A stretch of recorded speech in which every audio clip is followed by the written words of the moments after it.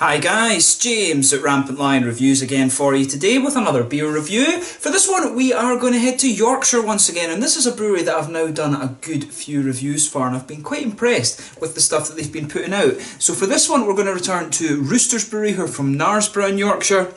And we're having a taste of the Howl today, but this is a special version of it. This one is the limited edition Imperial Stout Turkish Delight, so should be quite an interesting one. It comes in at 7.2%, which is quite low for an Imperial Stout, I'll say, but in terms of the kind of English real ales, I guess, it probably would be considered an Imperial Stout within that category, but it should be a really interesting beer. This was yet another one that I picked up from Market Hall Wines in Durham. They've recommended me some really good beers during my time here, so make sure you go and check them out. As always, I'll put the link to their Facebook page in the description below. So yeah, looking forward to this one, and as always I hope you guys enjoy my take on this beer. So anyway, as is usual with my reviews then, I'll tell you a little bit about the brewery. If you want to get straight to the tasting, of course, just fast forward. All the usual links are in the description below. That's the brewery website, the link to my other reviews that I've done from Roosters Brewery before. No doubt there will be some more in the near future. There's all the usual social media. If you want to see more beer reviews, do please consider subscribing to the channel. The whole channel of course has a geography based tagging system, so you can go into the homepage and search for beer based on country, city, state, prefecture, county, whatever it is you're interested in.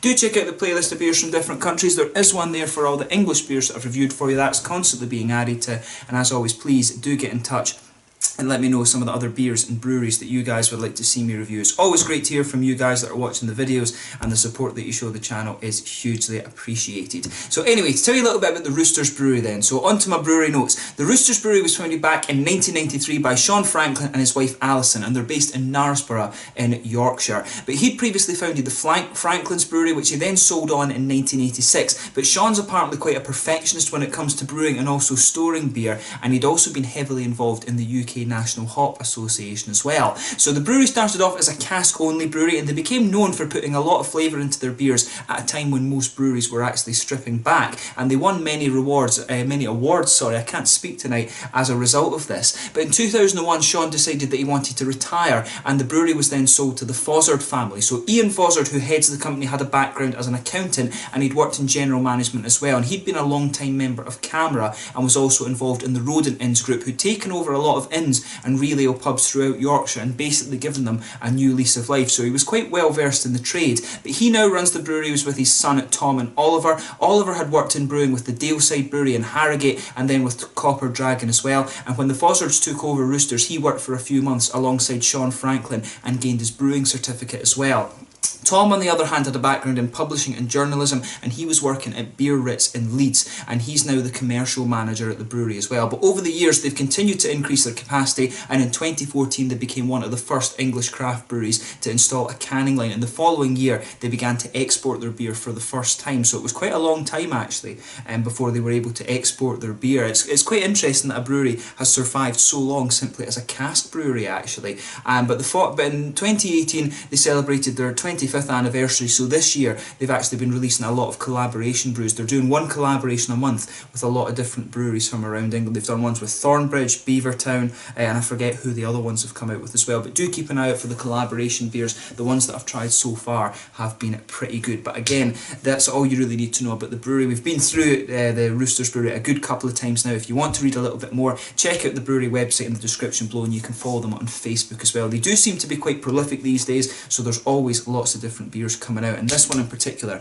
is one that they've done a few different versions of. There seems to be like a rum barrel aged version, and I think there was a champagne barrel aged version or a wine barrel aged version as well. But yeah, that's all you need to know. As I say, check out the links in the description below if you want to learn a little bit more about the Roosters Brewery. So there, I'll let you have a little look at the artwork on the can of this one before we open up. Fairly simple there. You can see the Roosters Brewery symbol. On the back it tells you a little bit about the beer. So it says jet black with a creamy tan coloured head. Howl is an imperial stout that's been conditioned on both rum and whisky barrel oak, vanilla pods, cocoa nibs, raspberries and tailors of Harrogate rose lemonade herbal tea infusion. Quite a mouthful there. So crystal brown and chocolate malts make up a third of the grist, providing a bittersweet backbone to the beer, with England's Bramling Cross and New Zealand's Pacific Gem providing a subtle fruity hop character. And they suggest that you pair this beer with a chocolate brownie. I should have done that. I should have got some ice cream and a chocolate brownie for this one actually. But yeah, 7.2% Imperial Stout, and you know, it should be quite an interesting one. So without further ado, let's get it out and we'll get on with the tasting then. There you can see, nice little bit of smoky opening, so let's get it out and into the glass. As I was saying, 7.2% for an Imperial Stout is pretty light, but then again, for an English Real Ale kind of stout, it's not really that heavy at all, to be honest with you. Or sorry, for an English Real Ale Stout, sorry, it is quite heavy. It's not heavy in terms of the American style craft beers. You can really smell a little bit of that kind of tea herbal note coming off this beer already. But as you can see, there's a solid half finger of a frothy, I would say quite beigey tan head on this one. One or two big bubbles sticking towards the side of the glass, a few little ones just going up towards the bottom of the head there. But you know, well, not jet black, but I would say a dark sort of ebony colour, rosewood maybe. If you hold it up to the light, it does have a very slight sort of mahogany edge to it, but overall I would say definitely ebony is the best way to describe the colour of this beer. But overall, you know, it looks pretty nice. So let's take a closer look at the aroma then and just see how we get on with this one. That is a really strange aroma in this beer. It almost smells a little bit like potpourri or something like that. It's got this really strange kind of herbal quality to it. It's the tea, obviously. But that's a really, really strange aroma from this beer. I don't think I've ever quite come across a stout that smelled like this. You can definitely smell a little bit of the tartness from the raspberries in this one as well. But the tea, it has this sort of citrusy, floral aromatic thing going on with it. And that's dominating the aroma. You have to sugar it up a little bit to get some of the roasted black malts. Yeah, you can get a little bit of the kind of roasty black malt, a wee bit of the chocolate, maybe some brown sugar as well underneath. But really, the aroma is dominated by that kind of herbal, kind of tea sort of thing that's going on in this. It's really, really unusual. If you take it in a little bit more deeply, you can get some of the woody and vanilla notes, but really, the main thing jumping out at this beer at you is the sort of tea, that herbal note. I have to say, I've never ever smelled a stout quite like this. That is really, that's one of the weirdest aromas I've come across. I mean, I've had some beers. I think it was one of the Omnipollo ones, and it was another one that I reviewed recently that had this, it was almost smelled like rotting vegetables, because it was one of the hops, I'm sure, that I picked up on at the time, and it had that really unusual note. But this one, this is just really, really weird. So if you do get a hold of this beer, take a little bit of time and take in the aroma of it, because it's really strange. As I say, there's a little bit of a kind of raspberry note to it, but it's the tea, sort of herbal, lemony, aromatic-y kind of thing that's coming out of this one at you. It's really just quite weird, to be honest with you.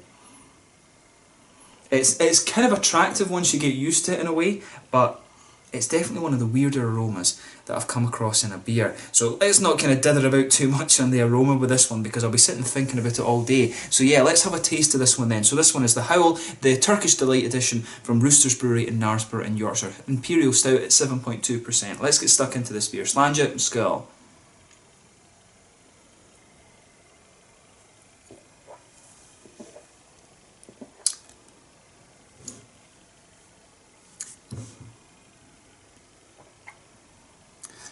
Yeah,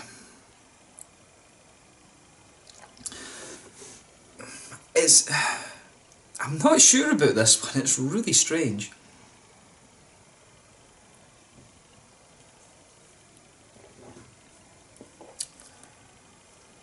I will give it that though. It does taste like Turkish Delight, but I can't say that, you know, I have to admit, I can't say that I'm a fan of this beer. You know, when it's Roosters Brewery, they are a good brewery, they will produce a good beer. But for me, I'm just not a fan of this one. I'll say that straight away. I wouldn't buy this beer again, but that's just my personal taste. Probably the regular Howl and the ones that are aged on the rum barrels and things like that are quite interesting, but for me, I'm just not a great fan of this one. But let's try and examine the flavour a little bit.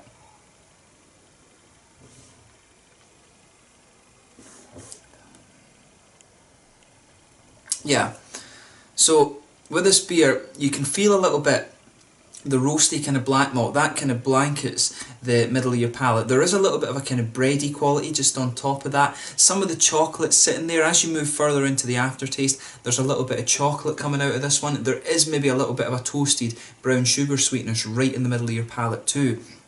but it's just kind of infused with that sort of tea, herbal quality to it. And I mean, maybe that the main reason I'm probably not a great fan of this beer is that I don't like tea. I like Japanese green tea and stuff like that, but I've never ever been a great fan of tea. Oddly enough, I've never been a great fan of coffee as well, but I found myself enjoying some coffee stouts. But for me, I'm just not a great fan of that kind of herbal quality that this beer has.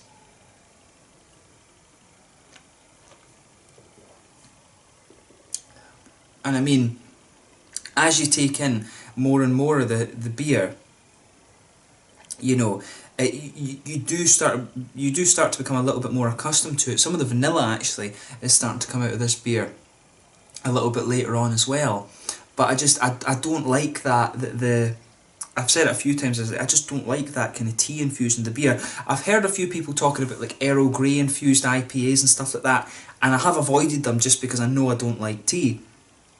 But with this one, it's kind of the same for me. It just doesn't work for me. And sometimes you will find beers like that. I'm just not a great fan of this one. But that's not to take anything away from Roosters. I'm sure there's people that will enjoy it, that will quite like Turkish Delight and will like tea and things, that will get a lot from this beer. Don't get me wrong on that.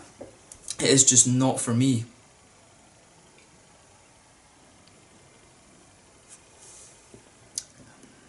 So yeah, back corners of the palate then.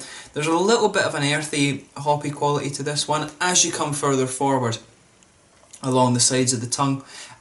You can feel there's a little bit of a slightly grassy, herbal kind of thing there, and then round the very front curve of the palate it's a little bit lighter and grassy. There is a little bit of a fruity quality to this beer as well.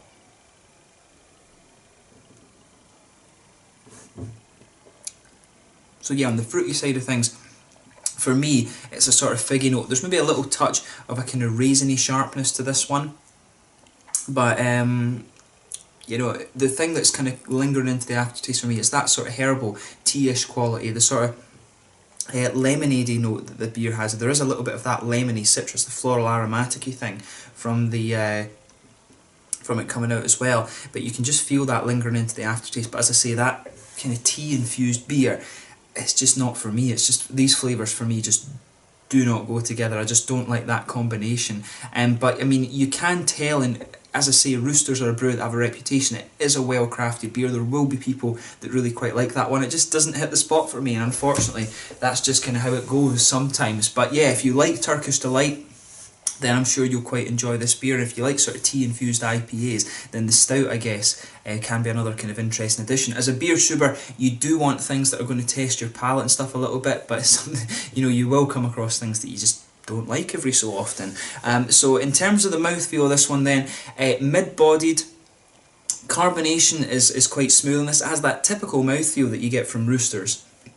The mouthfeel, it does have that, it's a little bit oily, it has that almost cask conditioned feel to it, which is quite nice. The malt base has a little bit of sweetness, but as I say, it's kind of infused with that sort of herbal quality. You start to get a little bit of the vanilla later in this beer, and some of the woody notes are coming out of it as well. In terms of the hoppy notes, there's not really much bitterness coming out of this one. It's mainly a smooth hoppy quality, and there's a little bit of a juicy red fruity note in this one as well. But overall, it's an interesting beer. It doesn't hit the spot for me. That's just the way it goes sometimes. But I would like to try the original version of the Howl, and probably the whiskey cask, the original whiskey cask edition, and also probably the rum barrel edition. I think would be really interesting as well, because there is a good stout in there. For me, just adding the tea to it, I think that's just what's kind of taken it away from something that I would quite enjoy. But it's an interesting beer. Have a go at it for yourself and see what you think. Do let me know in the comment section below what your own thoughts on this beer are.